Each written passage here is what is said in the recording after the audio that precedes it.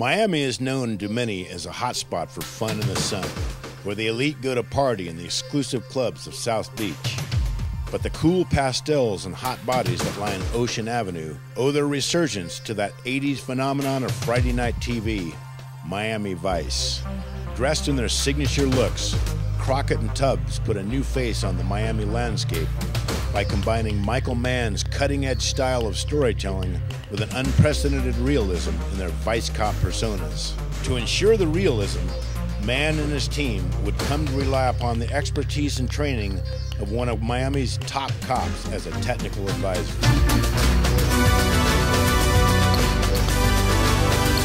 Hi, I'm Sergeant Bob Hoelscher with the Miami-Dade Police Department. I'm approaching my 47th year in this capacity. Part of my career was spent 5 years as a technical advisor for Miami Vice, the episodic television production, instructing and correlating and coordinating police tactics, weapons, proper procedures used in law enforcement during that period, circa 1984 to 1989. Most all police officers, with any tenure whatever, will tell you that the stuff they see on movies and television, most especially in the 60s, 70s, early 80s, was absolutely, totally unrealistic, and it was just a perpetuation of mistakes that had been carried on throughout movies and television for many years, and all the tactics were wrong, the techniques were wrong, and there was no technical advice per se. Michael Mann, who is extremely thorough and does all his homework in depth and probably 4 times, wanted to change this and have it realistic. The intent was that the actual program would be identified with a specific police department, namely ours, and consequently, I want to make the actors and my police department look as good as I possibly can in front of national and subsequently international television. So, an opportunity I thought I would never have to do away with such things as suppressors, often called silencers on revolvers, which is not a functioning concept, to do away with the routine guns of yesteryear and bring on some of the new technology and the high-tech kind of stuff. Ted Nugent played a sniper in a particular episode. I didn't want him using some typical basic deer rifle with a scope on it. I got a highly sophisticated sniper rifle with night vision optics and all the goodies. Arms companies, they were more than pleased to expose this stuff on a national television show in a proper fashion. I think people appreciate the way an individual moves, conducts him or herself, handles a piece of equipment. It has to look comfortable, familiar, and like they do this every day. If you have an actor who doesn't have this kind of training and is obviously a little inept, maybe a little clumsy, not too familiar, it compromises the whole effort. This is obviously a small arms range. It's typical of most. It's a little smaller than some. This one happens to be only a 50-yard range. But it's a place where I have trained actors on various occasions. Initially, we began this training with Don and Philip, obviously, and then moved on to Gina and Trudy, the girls, and to Zwitek and Zito. They all completed the Florida State Law Enforcement Officers Qualification course, and they did it without any great difficulty. My total focus was to have them handle firearms on camera, in picture, just as a trained officer would, so that there's no carelessness, no improper gun handling, no endangerment of their peers or other officers, obviously, which you see all the time on television and movie productions. You see a lot of this on television. What is that?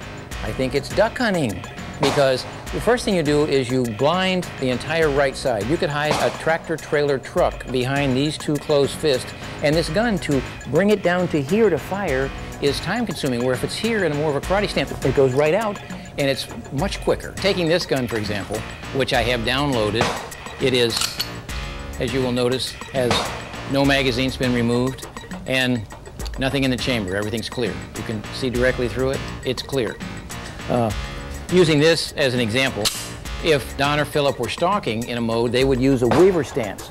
You would notice that their finger would never ever enter the trigger guard until the exact moment they were going to shoot. This way you don't have any accidental discharges. You have to be concerned with your partner's close proximity. If you have to let your partner go by you, you press the pistol, keeping your finger out of the trigger guard, let them pass by, bring it back up to a ready position, and you can scan, assess, cover, do what you need to do. What does Clemente want with Maria Rojas? ¿Qué quiere Clemente con Maria Rojas? The girls used a cup and saucer thing. The gun would leave the saucer and come back, and it was not nearly as steady, but they were at least allowed to be able to hold the gun up. With the girls, I had the problem that they couldn't function the slide by pulling it back in this method, so I had to teach them to grasp the slide and with this hand push forward and let it go, because that gave them the advantage of using the force of their body to push it forward and bring it back. So you had to make some changes, but when it's done on television, you know that they're doing something realistic. I honestly believe, and maybe subjectively on my part, that Miami Vice had a big part in changing those types of tactics and techniques on film to ones more realistic, because people having seen that didn't want to go back to the clumsy, klutzy, I'm not familiar with it, it doesn't look right type of firearms tactics and handling.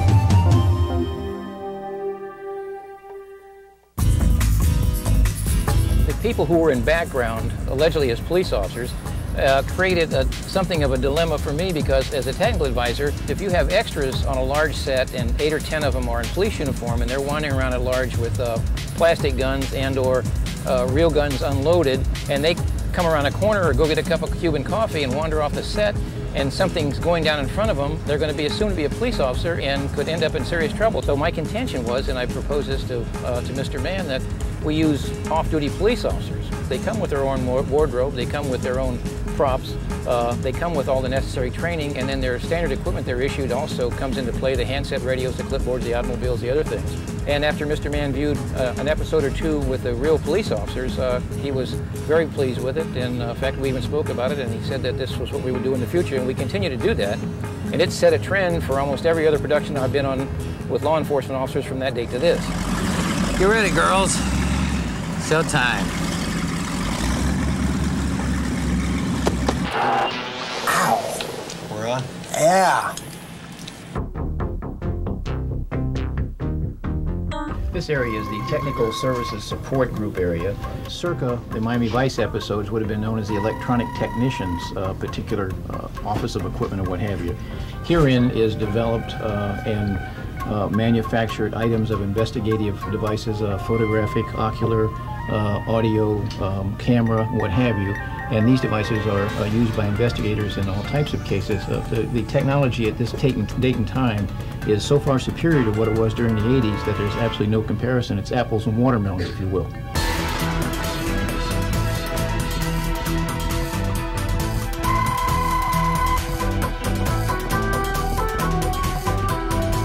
Where's he wearing his mic anyhow? You don't want to know. During the time when the show was being produced and filmed, a lot of the surveillances were covered with a 35mm camera. Right here we have a kidnap kit, which consists of 2 tape recorders and a phone that the Technical Operations Unit went ahead and put together. We would go to where they're going to be receiving phone calls as far as demands from the kidnappers, and it was recorded. 2 copies were made, and this phone here was just basically to go ahead and listen in. Mainly what we used for transmitting audio when an undercover went into a specific location was a hardwire body plug. It consisted of a microphone and an antenna, and this would be basically placed on the undercover's body. And this particular unit, this briefcase here, would be at the other location at a nearby car, house, apartment, wherever it may be, with other individuals actually monitoring what's occurring on the undercover side. After this, we went into different forms of transmitter where we were able to hide the transmitters into different types of things. Anything that you carry could easily be a transmitter. This was considered to be a real tiny, state-of-the-art back then in concealment and concealing a tape recorder. Crockett! I guess the newer generation probably don't even know what this thing is. These would be taped on the vehicle, and from a distance, from a helicopter or from another remote vehicle, we could use a night scope and be able to see this particular thing flashing. You can't tell it's flashing right now, but if I were to turn on a night vision device, you could see that it's lit up. This used to be what was known as a super secret covert camera. We would go ahead and mount this on the ceiling, and we'd go ahead and drill a little hole and we'll go and shoot video through there. This now accomplishes the same task.